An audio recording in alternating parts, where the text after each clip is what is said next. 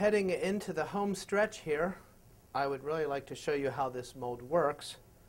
But before I do that, I'd just like to say that if you enjoyed this instructional video, I invite you to go to my website. It's www.makeyourownmoulds.com. And on any page, you'll have an opportunity to join our mailing list. We're going to be making a lot of films in the future. And if you're on our mailing list, you'll get them automatically. We'll just send them to your email, and you can watch them as soon as they come out. Anyway, let's get back to this mold. Now remember, we made a support shell out of a mailing tube. And I don't think that I explained earlier why we make it shorter. The reason why we make it shorter than the actual silicone mold is because when you're pouring sugar, if it just spills over a little on the edge, it's not going to get all gunked up on the paper tube. So it's just nice to have this free. Now, assembling this mold is simply as easy as you've just seen. I'm just going to stretch out this tube. I'm just going to thread it over the silicone mold. Notice that the seam for the mold never lines up with the seam of the support shell. Now, at Staples or office supply stores, you can get a number 84 rubber band. They look like this, and they work really, really nice for this mold. All you've got to do is just put a rubber band over the top and a rubber band over the bottom. Now the mold stands by itself. You don't have to support it. We're ready to pour. So I'm just going to put on these gloves here. And I have my isomalt holding in an oven. And we're going to pour brown.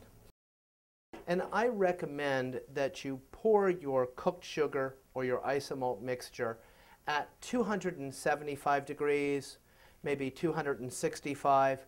At that temperature, you get a really nice looking bottle, and it helps to diminish or lessen the amount of pitting you're going to get on the outside of the bottle.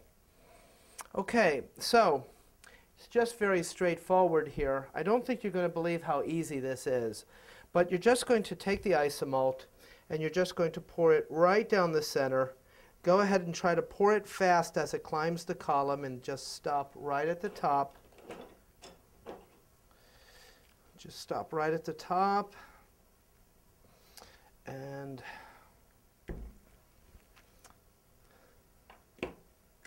now you just want to take your mold and dump it.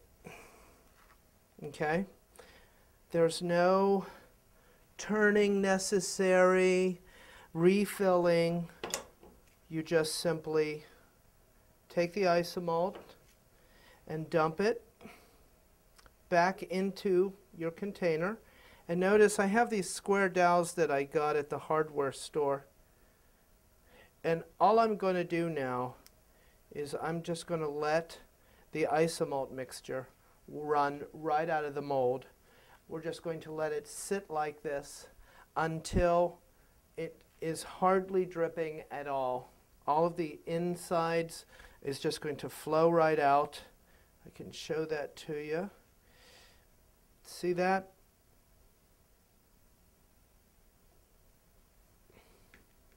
Now I'm just going to hold it so you can kind of see it better. And just, you see how we're getting those big drops there? You know, use some type of a grate or like the dowels that I had there, the square dowels, and just be patient and let the isomalt just flow right out of your mold. Okay?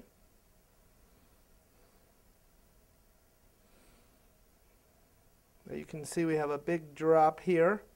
Now, allowing this to flow out like that is going to give you a bottle that has a perfectly even wall thickness. You're not going to have any of these thick and thin sections.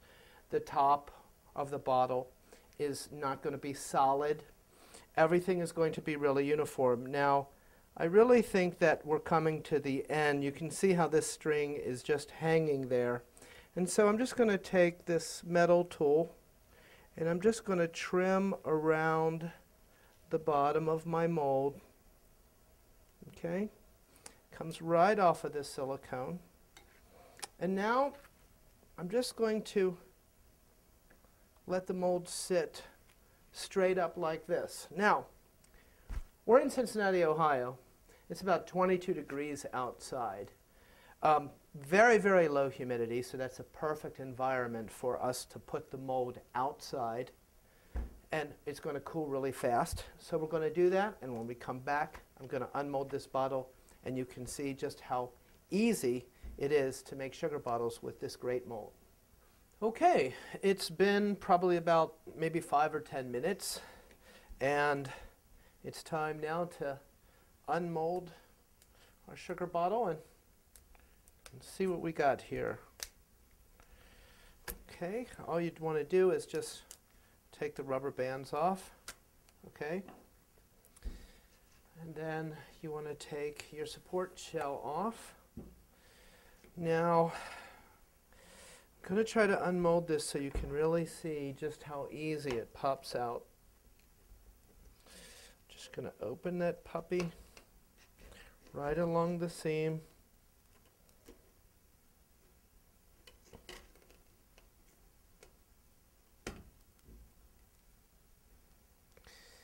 And I'm just going to take the silicone right off.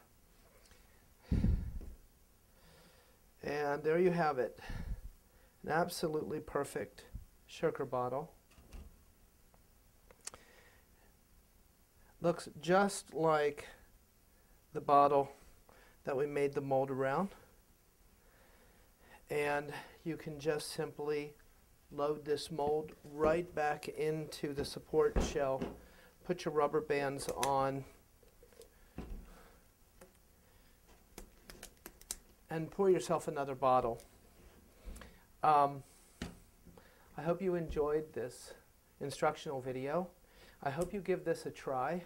Once you make this mold, I think you're going to be amazed how easy what was once a very difficult thing to make becomes. And this can be a very valuable piece of equipment in your bake shop or on stage that you can go to for the rest of your career. I'd really like to thank you for watching, and stay tuned. We have more videos coming.